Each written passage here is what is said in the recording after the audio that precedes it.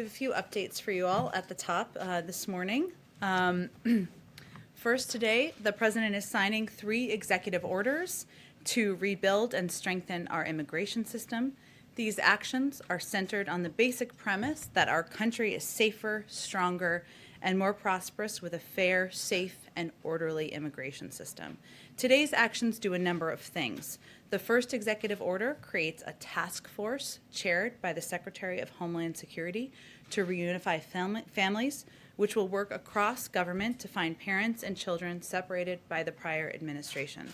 The second executive order develops a strategy to address the root causes of migration across our borders and creates a humane asylum system, including directing DHS to take steps to end the Migrant Protection Protocols program, which had led to a humanitarian crisis in northern Mexico.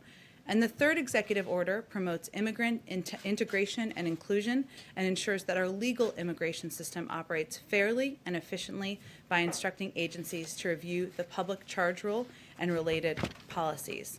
As many of you also may have been on the briefing call that we had a little bit earlier today, but for those of you who were not, we have announced, or Jeff Zients announced, our COVID coordinator, I should say, that starting on February 11th, the federal government will deliver to select pharmacies across the country additional vaccine that's coming online next week. This will provide more sites for people to get vaccinated in their communities and is an important component to delivering vaccines equitably.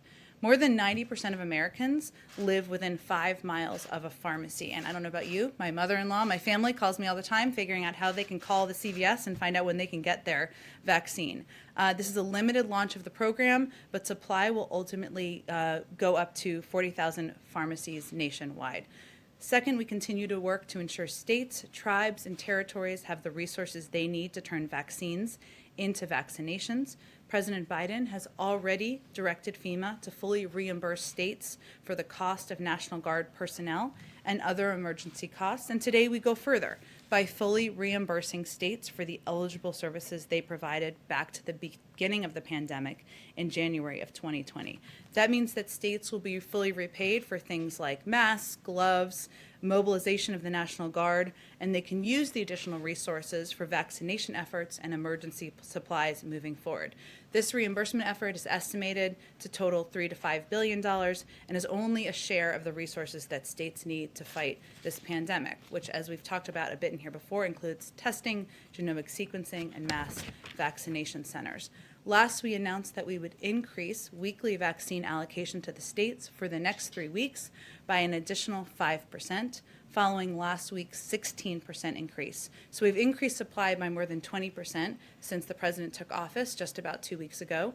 These actions speak to the daily work we are doing to mount the coordinated federal pandemic response Americans need and deserve, I should say. As you also know, last night the president had a meeting with 10 Republican senators. He's meeting right now with the Senate Democratic Caucus over video to further discuss the American Rescue Plan, and we'll have a readout on that later this afternoon that we will send out. Last night during the meeting, he welcomed the opportunity to have a constructive exchange of ideas over how we can improve the American Rescue Plan. He pledged that he would bring people together when he ran for president, and last night was an example of doing exactly that. A new poll yesterday by Yahoo and YouGov showed that this plan has already garnered bipartisan support among the American people. He also reiterated, or we would like to reiterate, I should say, the urgency of acting quickly on the package. You all asked yesterday about the CBO reports, a new analysis that came out by the CBO, that without action, and that report showed also that without action, our economy won't reach pre-pandemic levels until 2025. That's too long, so our goal with moving this package forward is making it faster. I have a couple of additional readouts or follow-ups, I should say, from some questions that have been asked in here over the last several days. Somebody asked earlier, I think it was last week, about Puerto Rico. Today, there's an update I have. The administration is releasing $1.3 billion in aid allocated by Congress to Puerto Rico that can be deployed to protect against future climate disasters. In partnership with the Puerto Rico Department of Housing, the administration is also working to remove onerous restrictions put in place by the last administration on nearly $5 billion in additional funds. Someone also asked yesterday about how President Biden keeps in touch. There's a number of ways, but he receives correspondence letters in his briefing book every night, as past presidents have done. He also regularly connects with Americans on the phone. We've put out some videos of that, and we'll continue to do that moving forward. And as you also know, he has a routine of attending, typical routine, I should say, of attending public mass every weekend, which is something he did as president-elect and something he will do, clearly respecting COVID protocols moving forward. There was also a question, a couple follow-ups here, about the president's engagement with the Capitol Police officer who lost, I think, Ed, you asked this question perhaps, about the Capitol Police officer, Officer Sicknick, who had lost his life in the events of January 6th. As you know, or many of you may know, the president spoke with members of his family shortly after his passing to express his condolences and sympathies to their tragic loss. I don't have anything to update in terms of his schedule tomorrow, but I expect we will have more of an update on that in the next 24 hours, certainly. Finally, I know this is a lot at the top, we can confirm that the president will visit the State Department now on Thursday. That was originally planned earlier this week. We had to move things around because of snow, where he will thank the men and women of the national security workforce for their service to our country and deliver remarks about reclaiming America's role in the world. Sorry, I did actually have one more item. And as you all have seen reports this morning of the FBI confirmation that 2 FBI agents are deceased and 3 are wounded in a shooting in Florida. The 2 wounded agents were transported to a hospital and are in stable condition, as some, I think, have reported. President Biden was briefed this morning by Homeland Security Advisor Liz Sherwood Randall. This is obviously a terrible tragedy. I expect you'll hear more from the president later this afternoon when he speaks to all of you. I know that was a lot. With that, let's kick us off. Wonderful. Thank you, Jen. 2 questions. Congressional Democrats are moving forward with COVID relief, with legislation set to hit the House Budget Committee by February 16th. What kind of timeline does that create for you with regard to talks with Republicans? Well, as many of you who have covered Capitol Hill know, there is a process. The budget reconciliation process is a lengthy one. And because I suspected that people would want to talk about the meeting last night today, I just wanted to take the opportunity to talk a little bit about that process and where we see there being opportunity. So first, as you know, once a budget, well, maybe as you know, but a lot of people watching do not know, that once a budget resolution is passed, the House and Senate negotiators will work to develop a reconciliation bill that can pass through the House and Senate. At several points in this process, as we look to the weeks ahead, Republicans can engage and see their ideas adopted.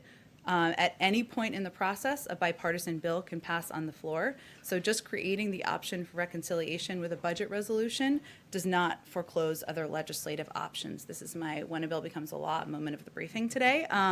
Second, Republican ideas can be adopted during the reconciliation negotiations, and is likely that several bipartisan ideas may be, or we are certainly hopeful of that. And third, Republicans have the ability to offer amendments both during the budget resolution and instruction phase of the process and then later during the reconciliation phase, and in that way can ensure their ideas are heard. And I did all of that because I think it's important. There's been some misunderstanding about how this process works, and I think there was some view that the final vote was this week. You all know that's not the case. There is some time. That's why the president is engaging, why he did with Republicans last night, Democrats today, and why he's conveyed that he would like to continue doing that in the days ahead. Secondly, Moscow court sentenced Alexei Navalny to prison for 2.5 years for violating his probation for going to Germany to recuperate from being poisoned. Does the White House plan any additional steps in response? Well, Josh, you may not have seen this because I think it just came out, but Secretary of State Tony Blinken put out a statement in response to the sentencing. I will just let me reiterate some of the pieces from here. We are deeply concerned by Russian authorities' decision, I should say, to sentence opposition figure Alexei Navalny. Like every Russian citizen, Mr. Navalny is entitled to the rights provided in the Russian Constitution, and Russia has international obligations to respect equality before the law and the rights to freedom of expression and peaceful assembly. We reiterate our call for the Russian government to immediately, unconditionally release Mr. Navalny, as well as the hundreds of other Russian citizens wrongfully detained in recent weeks for exercising their rights. I will say so to your specific question. There is an ongoing review. We announced, I think it was early last week, of a number of the reported or concerning actions, I should say, by the Russian government, which includes the treatment of Alexei Navalny. It includes a full assessment of the SolarWinds hack. It includes a review of the reports around bounties on troops. And it also includes reports of an assessment of engagement in the 2020 election. That's an ongoing review by the National Security Team. When they conclude that will launch, a policy process to determine what steps we will take from here. Go ahead. On the relief bill, Democrats are obviously moving ahead with this process. You all are still hopeful that you can get bipartisan support, but you've also made it clear that you're not going to slim down this bill significantly. So where right now is the greatest potential for compromise to try and achieve that bipartisanship? Well, you're right, Mary, that I think, and this was evident in the discussion last night. It was, as we said in our readout, and I think as Senator Collins also said, it was civil, it was constructive. This is how democracy should work. We should be engaging. Democrats and Republicans should be engaging with each other, but there certainly is a gap between where we are and where the Republican proposal that was discussed last night was. There are some bottom lines, I think, the president has, which he has conveyed in the meeting last night and reiterated to us this morning, which is, to put it simply or accessibly for people, he believes a married couple, let's say they're in Scranton, just for the sake of argument. One is working as a nurse, the other is a teacher making $120,000 a year, should get a check. That's in his plan. In the plan presented by Republicans, they would not get a check. And his view is that at this point in our country, when 1 in 7 American families don't have enough food to eat, we need to make sure people get the relief they need and are not left behind. As was also a part of our readout last night, there was a discussion, there's some technical follow-up where there's opportunity to discuss issues like small business, issues like COVID relief. I'm not suggesting a reduction, I'm suggesting how to do it effectively. And those technical discussions at a staff level will be part of what's ongoing over the next couple of days. But the president's bottom line is that this is a package. The risk here, as he has said many times, is not going too big. It is going too small. That continues to be his belief, and that's why he supports the efforts by Leader Schumer, and Speaker Pelosi to move this package forward.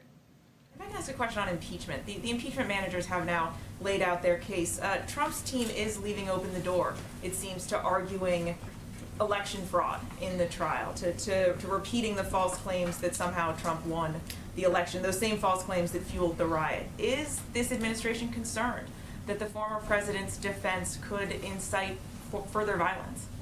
Well, certainly watching reactions in the country, watching the potential for violence is something that we will do closely from the White House across the country, no matter what prompts it, and that's something we will certainly keep an eye on. But I think in this case, as you know, there have been dozens and dozens of court cases that have been debunked. The President of the United States is sitting in the Oval Office, engaging and governing the country, and obviously we have moved forward even more than we were prior to the inauguration in proceeding and delivering on what the American people decided on in November. One quick one on immigration. Some reform advocates have criticized these actions for being reviews of certain programs, like the Remain in Mexico program, rather than cancellations. Why review and not reverse some of these programs? Sure. Well, part of our effort, Mary, is to assess the damage that has been done by the policies that were put in place by the prior administration. We want to act swiftly, we want to act promptly, but we also need to make sure we are doing that through a strategic policy process. And the president's commitment to immigration is indicative in the fact that he announced an immigration bill his first day in office, and that he has signed, and after this afternoon, a number of bills to overturn the immoral actions of the prior administration. But we want to ensure that our team, led by the new, hopefully newly confirmed soon, maybe right now, Secretary of Homeland Security, has the ability to review the process and policies and make sure he's putting the right ones in place. Do you have a sense of timing for these reviews, when the task force on reunification, for instance, may actually put out their first findings? We do, and it's important to us that there are markers to give updates to the American people on this and many other issues. So there will be a report issued within 120 days, and then every 60 days thereafter on the progress being made. As I think you all know from covering this issue, this is very difficult. It's emotional for a lot of people for understandable reasons. And we need to find out first where all these kids are and figure out where their parents are. And so we are starting at square one here, but our team wants to ensure that we are providing an update on what progress we're being made, how it's going to be approached, and what the task force will be able to get done. Go ahead. On the same subject, Jen, this is going to be really big news across Latin America, especially in those countries where people have come from. What is the Biden administration's message to people who may see this in the news in the next few days and think, oh, they're changing the policy, now might be a good time to go north? Well, the message continues to be what it has been, and I appreciate you asking the questions because it is confusing as we take a lot of these steps forward. One is that this is not the time. We want to put in place an immigration process here that is humane, that is moral, that considers applications for refugees, applications for people to come into this country at the border in a way that treats people as human beings. That's going to take some time. It's not going to happen overnight. Obviously, we have a bill that we are hoping will be able to move through Congress. But we also feel, I don't think any parent can look at what's happened to those kids over the last couple of years and not feel that we should do everything in our power to get those kids back with their parents. So we are trying to repair the damage and the horrific actions of the prior administration by trying to do everything we can to reunite these kids with their families. But it remains a dangerous trip. It remains a time. This is not the time to come to the United States. We need the time to put in place an immigration process so people can be treated humanely. One of the other things that immigration groups have been talking about, some Democrats as well, is the idea of potentially some kind of executive action that would shield immigrant workers who are considered essential workers from the threat of deportation. Is that being considered? Is that being worked on? This will not be the end of our immigration actions or efforts to work on these issues. I don't have anything on that policy consideration for you, though. And that was my next question. This is still being worked on. Can you give us a sense of what else may still be coming? Well, then I would be getting ahead of a policy process, which I can't do from here, Ed. But this is a priority to the president to do everything he can, obviously putting forward the bill, but also taking the executive actions he had in his power to take to overturn the immoral steps of the last administration. So that's why he's doing all of these, taking all of these steps within the first 2 weeks of being inaugurated. I suspect the answer to this one might be similar, but I want to ask it anyway. Sure. One of the things that was not addressed by these was the so-called Title 42, the CDC thing, expelling migrants and asylum seekers with little or no due process during the pandemic. The idea that they can be sent back right away because of the pandemic. Is that up for review? And why was that not perhaps addressed right away, since it's been a concern for a lot of advocates of immigrants who are trying to come across? Certainly, I know it has been. I would just say that continuing to take policy steps to address the plight of migrant families, to do so in a humane and moral way, is a priority of this administration. We obviously are going to continue to work on the immigration bill that we've proposed to Congress. These executive actions are just part of our strategy, and if there's more to report to you on that, I'm happy to get to you directly. Go ahead. Can I follow up on the immigration question? The executive orders that have been described so far don't actually change or raise the refugee cap, which, as you know, President Trump reduced substantially. Doesn't also order the immediate release of children from ICE detention. The president has said that that's something that should be done immediately. Why didn't he do it today? I think we're going to have more again soon in the coming days and weeks on more steps and actions that the president is interested in taking. So I'm just not going to get ahead of that right now. You're saying he might still do it, but just isn't doing it immediately. Again, I was saying that there are additional steps the president will take, our policy teams will take, our experts will take to address immigration in a humane and moral way. There are also a number of steps that are under the purview of the Department of Homeland Security and Secretary Mayorkas, who, of course, as you know, his confirmation was a bit delayed. Some of those are going to be under his purview, and so I'd point you to them to also engage with on some of those questions, but there is more the president will have to share on refugees and other issues soon. May I ask whether the president has made a decision on keeping the scope of Space Force? Wow, Space Force. It's the plane of today. It is an interesting question. I am happy to check with our Space Force point of contact. I'm not sure who that is. I will find out and see if we have any update on that. Go ahead. Jen, a couple, start with COVID relief. Senator Manchin today put out a statement saying he was going to vote for the budget proposal, but made clear that his final vote needs to be on a proposal that's very targeted. He is opposed to the $15 minimum wage. Is the $15 minimum wage a must-have for this White House in any final package? Well, Phil, I should have also brought you up here to just talk about how a bill becomes a law, because I think you know. I have a 17-part reconciliation instructions question. Oh, good. I can't wait. We'll all tune in for it. You know, Phil, I think there are a lot of points of view, as should not be a surprise to anyone, of different members of Congress. We respect all of them. We're happy to hear them. Hence, the president met with 10 Republican senators last night. But we're not going to negotiate from here or, frankly, in public about what is going to be in and out of the package. We want that to work through the legislative process. That is ongoing now. And then on the meeting with the Republican senators, you said the word reiterate. I think in the statement last night had the word reiterate 3 separate times. Like, it's very clear where we like that word. It's a good word. It's a solid word. But it underscores that your guys' position is firm. Mm-hmm. And so I guess my question is, you're talking about staff talks on technical details. Is that basically the ball game right now in terms of the bipartisan talks? Like, they can tweak things on the technical side. There are pieces if they want amendments. But broadly, this is what it is, and it's moving. Well, I think the president's commitment is to urgently deliver relief to the American people. And that is what he has conveyed in every meeting he's had or engagement he's had with Democrats and Republicans.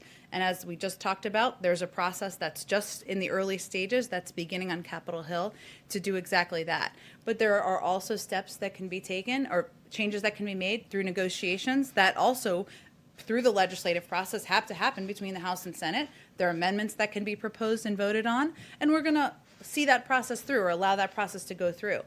As that's happening, the president will continue to be engaged. He'll continue to have more discussions with a variety of members of Congress from both parties to see if there's places to come to consensus and agreement on how to approach some of the issues and challenges the American people are facing. Last one, I quote relief. You guys have made very clear the $130 billion for K through 12 is crucial to reopening schools. I think there's something along the lines of 60 to 65 billion in past proposals that has been obligated but is mostly unspent right now on the public school front. What are you guys doing to ensure that gets out the door, given the priority it is in your next package?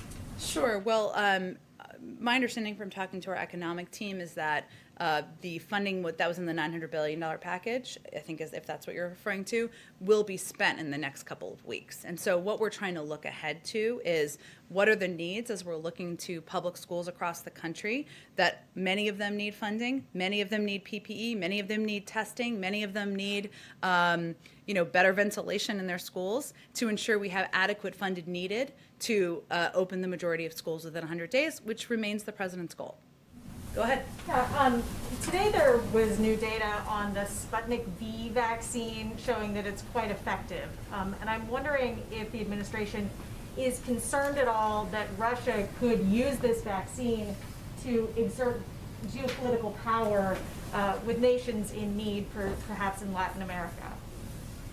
That is not a concern I've discussed with our national security team. Obviously, our focus is on our own FDA approval process here and ensuring that we make as much of the vaccine available to the American public. And we just rejoined, as you know, the World Health Organization because we believe that the more people who are vaccinated around the world, the safer we all are. But I'm happy to speak with them about it and see if that's a concern they have.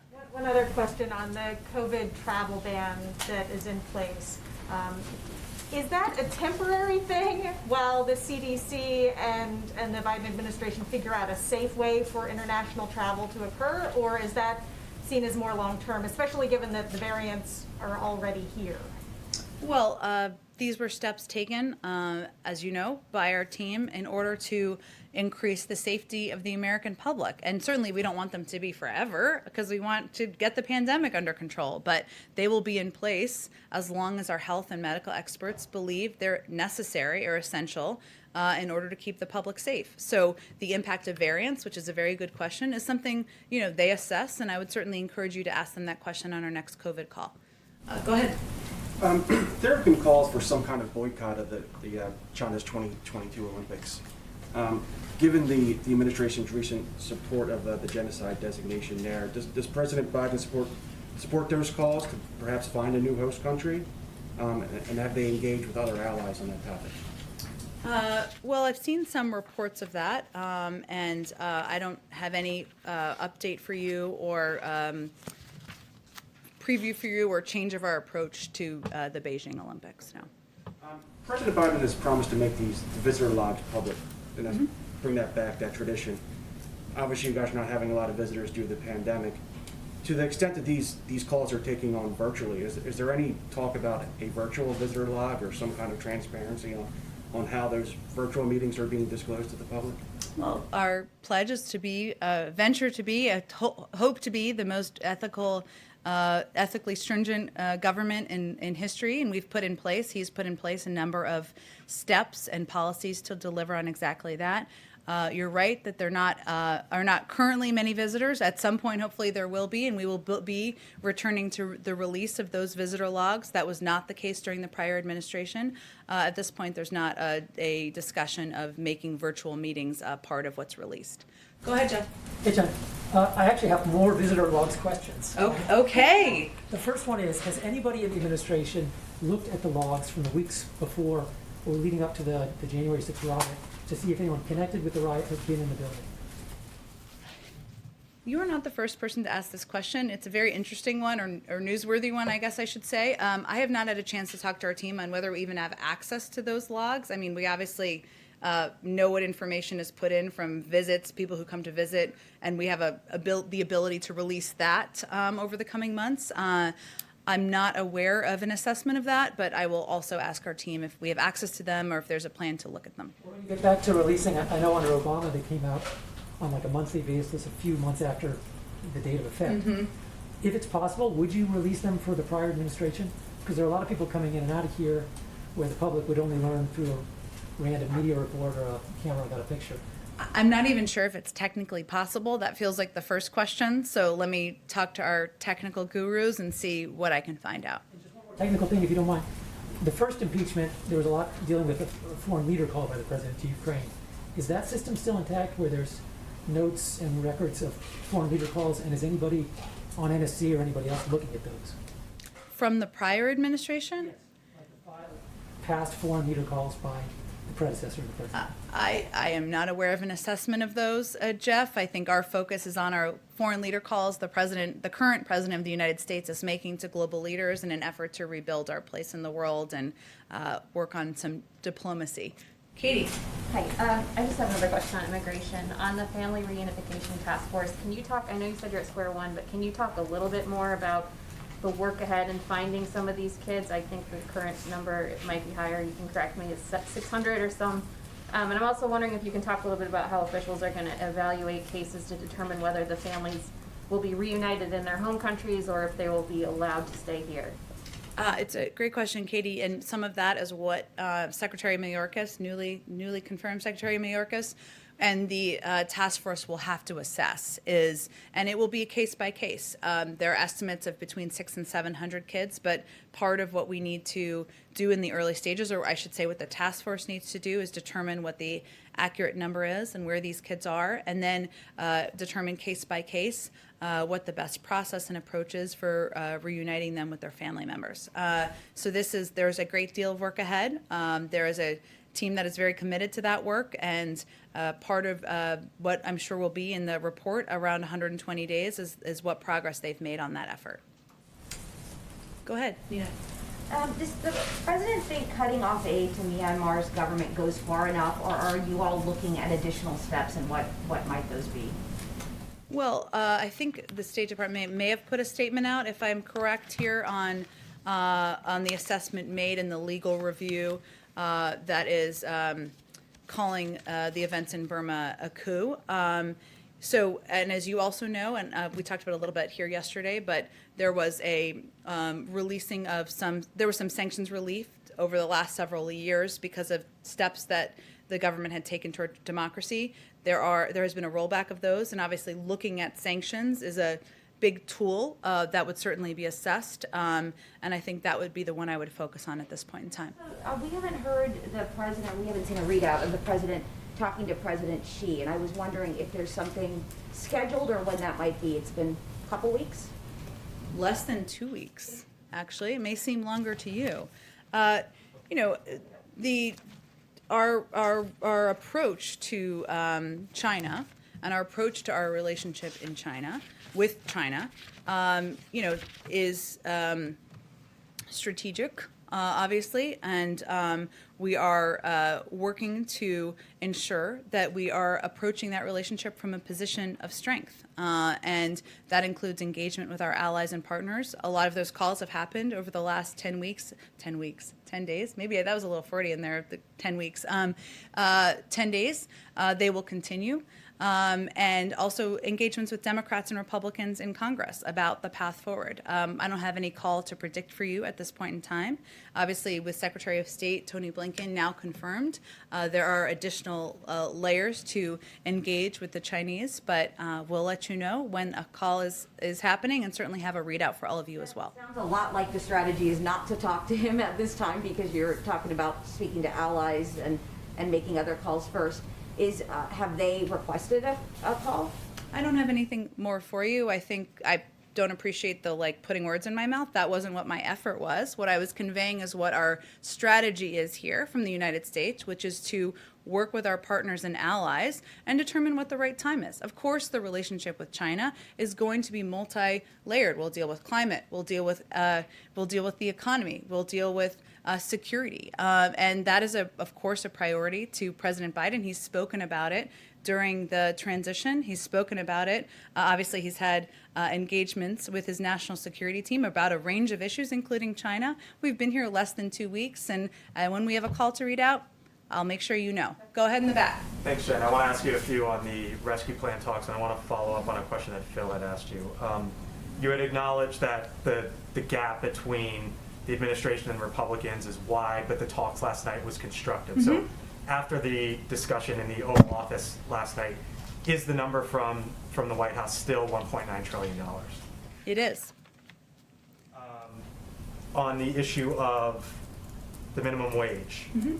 you had said that the president believes that a nurse and a teacher, a couple who makes $120,000, should get a check. So that's clearly a quote-unquote red line. I don't know if you want to describe it as that, but something that the president wants. Red line is an old term. We're not going to use it again. Okay, that's but when you were asked about the minimum wage, you said you're not going to negotiate from here and you want to work through that. So it seems as if the president might be open to dropping the minimum wage from the bill. Is that a fair I know there's a assessment? lot of appetite for what is going to be negotiated and out of the bill. I totally get it. This is a big topic of interest, but what I was just conveying as an example is that ensuring those checks are in the hands of Americans is a top priority for the president. I wasn't taking in and out things in the bill. That will be a negotiation that will happen through Democrats and Republicans in Congress. Obviously, the reconciliation process has just started. There are many opportunities for Republicans to offer amendments. There's a whole negotiation that's going to take place, and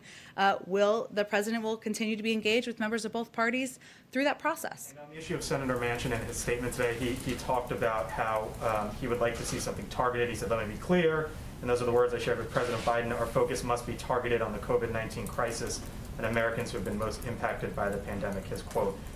Does the White House believe that $1.9 trillion is a targeted package?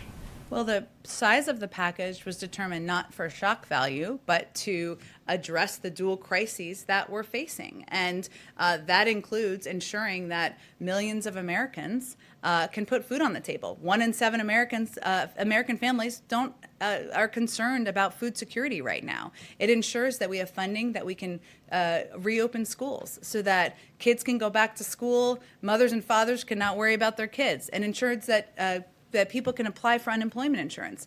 The size of the package was determined, of course, in consultation with members on the Hill, but also based on the recommendations of economists, on health experts, and that's how we came up with that number. And lastly, there's going to be a jobs report on Friday. Depending on how that jobs report looks, might that change how the White House views what needs to be in the package or not? Or you kind of believe that this is the best framework now, and that's what you're going with? I mean, if there was a jobs report that there were 10 million jobs created, that would be great news. I don't suspect that will be what the outcome of the jobs numbers will be. So no, it will not change. As we saw from the CBO numbers, which projected, I should say, that there would be growth this year. That's obviously positive, but we're digging out of a massive hole. And the challenge right now is that it's going to take years to return to the pace of economic growth that the country needs to be at. So no, I wouldn't suspect it would change things. Go ahead in the back. Thank you, Jen. A couple of follow-ups. Sure. First to Tamara's question. Governor Hogan said that there has been two more cases of the South African variant in Montgomery County and is in Maryland. And people were coming back from abroad. I mean, is that an opportunity to, are you worried? Is that an opportunity to eventually widen the travel restrictions? Well, I think what our health and medical teams do, so the CDC and others who are actual doctors, is make assessments about what steps need to be taken, whether it's masking, that, as you know, is now required on planes, or travel restrictions from certain countries in order to keep the American people safe. And certainly Worked in Maryland, obviously. Well, I don't know that it hasn't worked, because we also have prevented a number of people from coming into the country and tried to take steps to reduce the spread of COVID and also the spread of some of these variants. But they will assess steps that need to be taken based on variants. Obviously, that's something that they review on a daily basis. To Anita's question. Correct me if I'm wrong, but the president hasn't spoken yet with Prime Minister Netanyahu. He's an ally. Isn't that surprising? I don't know that it's surprising. Less than 2 weeks into an administration, he hasn't called every foreign leader yet. He certainly would love to spend more time talking to foreign leaders. That's, his first love is foreign policy. But I expect he'll continue to have additional engagements in the weeks ahead. And obviously, we have a long and abiding relationship with Israel, important security relationship. I'm sure they'll discuss that and a range of issues when they do connect. Question, Jen. Since President Clinton and President Obama made Canada the destination of the first trip, can we expect the same thing from That was a very creative way of asking the first foreign trip question. I don't have anything to preview for you in terms of where the president will travel on his first foreign trip. I'm as eager as you all are. I love foreign travel. I will remind you that his first call was, of course, to the Prime Minister of Canada. So that is certainly affirmation of the importance of the relationship. Go ahead in the back. Yeah, thanks, Jen. One on immigration and one on jobs, if that's okay. Sure. So the president's third executive order, as I'm reading it, restoring faith in our legal immigration system and promoting integration of new Americans. Should visa applicants in the K-1, the student E-2 visa program, should they take this as a sign that they'll be granted travel waivers to return to the United States? I know you were asked about that last week. Yeah, I was, and it is still under review. Obviously, as we talked about a little bit last week, or I don't remember if you were here that day, but But it was a question someone else asked, and married couples, as you know, are able to travel. There was a review of students and of couples who were not married. That review hasn't concluded yet. And then on jobs, given that Mayor, I guess now Secretary Buttigieg has been confirmed, when can we expect to see a detailed infrastructure plan given the potential for new job creation there? Well, we're going to officially invite Secretary Buttigieg to come to this briefing room and talk to you all about it whenever he has that to discuss, or even before then. He has been obviously working on getting confirmed, but I know he's eager to get to work, and we'll see when he has more specifics to lay out. The announcement today with respect to the vaccine, equity is a big part of that. Yes. You've been rolling out that previously. To what extent is international equity factoring in? Right now, the orders you have add up, if they all come through, which is admittedly a big if, to quite a bit more than the U.S. would need. What would you do with all that? And are you concerned that you might be boxing out less wealthy countries from getting earlier access to the vaccine?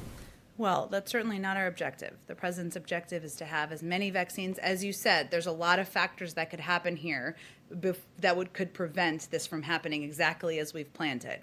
Freezers can break, trucks can break, snowstorms, as we've seen this week. We're fully aware of that. May our problem be that we have too many vaccines to put in the arms of the American people. That is not the current problem we're tracking, so that's what our first focus is going to be at this point in time. If that happens, will you distribute them to allies first on the needs basis? I certainly hope that's our challenge and our problem, and I'm sure we will be happy to discuss that if that is our issue. But as you know, we've also rejoined the World Health Organization. We want to have a seat at the table. It's important that our global community is healthy, not just our community in the United States, but we're going to focus first on ensuring the American people are vaccinated. Go ahead. Just another vaccine question. You mentioned you ramped up 16% distribution last week, and 5%. You obviously had the 1 million doses going out to the pharmacies as well. Jeff was talking about how this is a ramp up of Moderna and Pfizer. What kind of visibility are you getting into what's coming? Like, did you know the 15% was, or 16% last week was coming? Did you know the 5, like, how long in advance do you know? Did we know we could plan to announce the new? Actually announce things and kick them into gear. Yeah, well, we're working on trying to be able to have that ability and that assessment. And as governors, I'm sure, will tell you, or have told many of you, that's also what they're looking at. So we're trying to get to a place where we know what's coming, so governors and local officials know what's coming to them, and they can assess where to distribute it in their states. The process is at the early stages, but our goal is certainly to have an understanding of when we'll be able to ramp up distribution to states. So, like, on something like today, how many days ago did you know, okay, on Tuesday we can announce that on February 11th we've got 1 million doses going out to pharmacies? What's the turnaround on that? Well, that particular announcement has a couple of components, right? It's of course engagement with states and governors, and engaging with them is pivotal, but also with pharmacies and ensuring that they're able to do it. I mean, if you log on to CVS to do an appointment to get a flu shot, you want to know that the system is going to work. So there are a lot of steps in the process. I'm not sure how many days in advance we knew that it was full to go. Not many, but it takes a great deal of coordination to make sure governors feel comfortable with the announcements being made, that we're fully coordinating with them, that they can explain to their public that, of course, pharmacies are just a part of what we're doing, right? It's not, 1 million doses is a lot. It is not going to vaccinate the entire country. We're going to ramp that up. So that leaves some onus on them to be able to communicate where where people can also get their vaccine. So that coordination is key as a part of it, several components in this one, but we don't usually sit on these announcements, so I don't think that long. Go ahead. Jen, Senator Schumer just came out and said that he had a, quote, really good lunch with the president and Secretary Yellen. He also said that the president told Republicans last night that the $600 billion was way too small. Does that track with with your understanding of what he actually said to them last night? Yes. I mean, the president has been clear that our risk is not having a package that's too big. It's having a package that's too small. And there have been public proposals, of course, by these senators and by others to split the package, to do a smaller package, and his view is that there are key components and funding that would be needed in order to ensure that millions of people have checks, in their hands, that we ensure people are getting those $1,400 checks, that we ensure that we are properly funding schools to reopen, that people can, we have the funding needed to get shots in the arms of the American people. So that is not a cheap endeavor, and one that, but those key components are all a priority to the president. Go ahead, Anita. I just wanted to follow up on the meeting last night. In the readout, and all that we've heard is about the relief bill. Did any other issue come up? It was quite a lengthy meeting, couple hours. I wondered if the president brought up anything, or if the senators brought up executive orders or other policy issues, or was it solely focused? It was focused on the American Rescue Plan, and they had a robust discussion about it. I don't have any more of a readout for you than what we provided last night. I know that, I think it was happening as we came out. I know it's happening right now, so I don't actually know, but we will put out a readout of it afterwards. And the goal was just to discuss the bill, Yeah. but nothing else. Exactly, that was and obviously people can raise what they want to raise. I'm sure Democratic senators will share with all of you what they raise, but the focus of it was to discuss the American Rescue Plan, the path forward, and the imperative of moving it ahead. Go ahead in the back. Oh, go ahead. Oh, sorry, go ahead. Okay.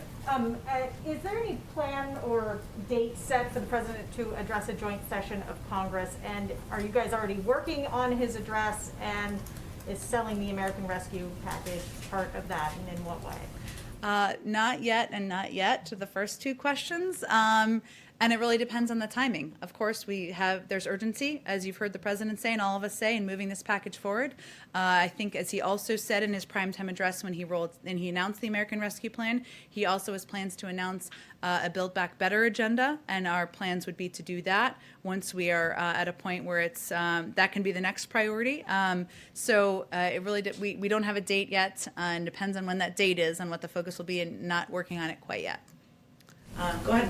Yeah, so on the UAE aluminum tariff announcement, I know the president had insinuated that he wants to do a full review of former President Trump's tariffs before acting on any of those, and he, the president, or the former president, signed that out on December 31st.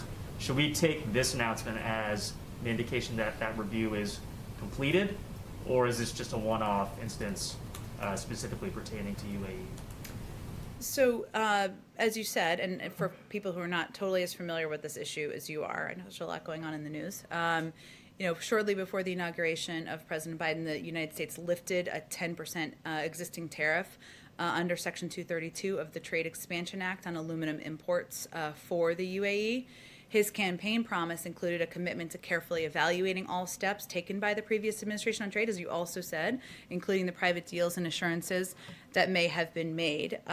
As part of his campaign commitment, we are conducting an immediate review. So the review is underway of the previous administration's trade policy to determine what steps need to be taken.